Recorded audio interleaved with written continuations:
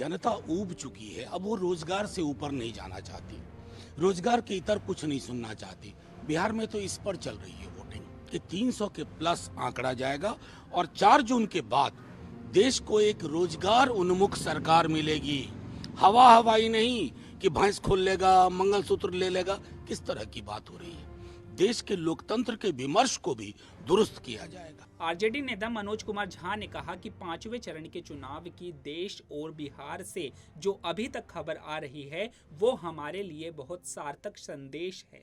जनता ऊब चुकी है। अगर तेजस्वी यादव कह रहे हैं तो इसका मतलब है कि 300 के पार आंकड़ा जाएगा और 4 जून के बाद देश को एक रोजगार उन्मुख सरकार मिलेगी। उन्होंने आगे क्या कुछ कहा, देखिए ये वीडियो। बिहार की 5 चरणों में मतदान हो रहे हैं, वहीं 49 लोकसभा क्षेत्रों में मतदान हो रहे हैं 5वें चरण की। अमेठी और रायबरेली सबसे महत्वपूर्ण है। एक तरफ जहां कांग्रेस को अमेठी को फिर से हासिल करना है, वहीं रायबरेली में राहुल गांधी खुद मैदान में। देखिए, 5वें चरण के चुनाव की जो अभी तक बिहार से और पूरे देश से खबर है वो बहुत ही सार्थक हम लोगों के लिए संदेश है, क्योंकि जनता ऊब चुकी है। अब वो रोजगार से ऊपर नहीं जाना चाहती, रोजगार के इतर कुछ नहीं सुनना चाहती। बिहार में तो इस पर चल रही है वोटिंग। तेजस्वी जी ने 17 महीने में 5 लाख नौकरियां दी। नौकरी के एजेंडे से वो विचलित नहीं होंगे। महिलाओं को 1 लाख रुपए प्रति वर्ष गरीब गुरबा महिलाओं को मिलेगी। अग्निवीर योजना समाप्त की जाएगी। रेलवे की पुरानी भर्तियां होंगी।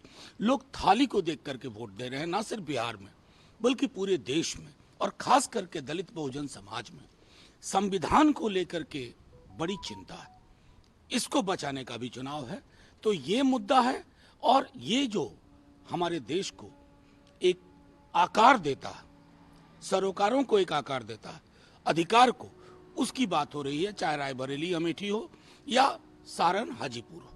मनोज जी, तेजस्वी यादव ने कहा है कि 4 चरणों में जो मतदान हुआ और 5वें चरण में जो मतदान की शुरुआत हुई, उसमें ये साफ दिख रहा है कि इंडिया गठबंधन 300 के पार है। बिल्कुल सही कह रहे हैं। देखिए, वो ऐसे ही हवा हवाई बातें नहीं करते।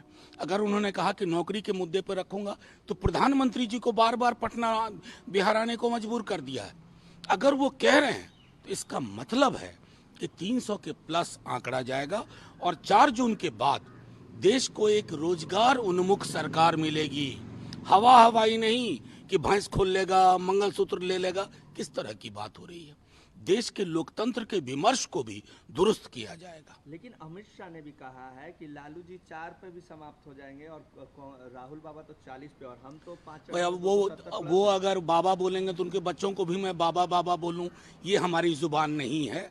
मतलब अमित शाह जी देश के गृह मंत्री हैं। आज तक वो अपने पद की गरिमा को समझ नहीं पाए।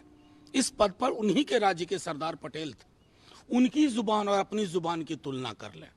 वो तो बिहार आकर के 2015 में कह रहे थे इतनी सीटें जीतेंगे, अगर हम हार गए तो पाकिस्तान में पटाखे चलेंगे। क्या हुआ 15 में? क्या हुआ 15 में? तो बड़बोलापन उनके अहंकार का हिस्सा है, और बिहार अहंकार को दुरुस्त करना जानता है।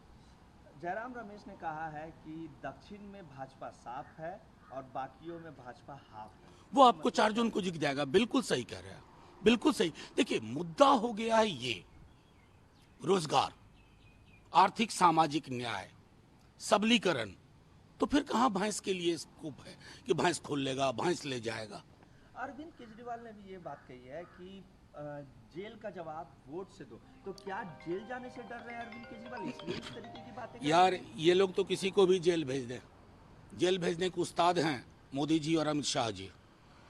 भ्रष्टाचार पे बहुत बोल रहे थे ना, अजीत पवार को कितने प्यार से गले लगाया। इनके मनसा वाचा कर्मणा में बेईमानी है। भ्रष्टाचार ये तभी तक बोलते हैं जब तक भ्रष्टाचारी आकर के आलिंगनबद्ध ना हो जाए। अभी कल कह रहे थे ना कि हम लोगों की जो एजेंडा है देश को बैंकरप्ट कर देगा। अरे आप तो आइडियाज से बैंकरप्ट हैं। 16 लाख करोड़ अपने दोस्तों के माफ कर दें तो कोई बैंकरप्सी का सवाल नहीं, लेकिन गरीब को सिलेंडर अगर 500 रुपए में देने की बात हो, 1 लाख रुपए प्रतिवर्ष की बात हो, तो बैंकरप्सी है। तो साहब, बैंकरप्सी आपके जहन में है। You are bankrupt of ideas.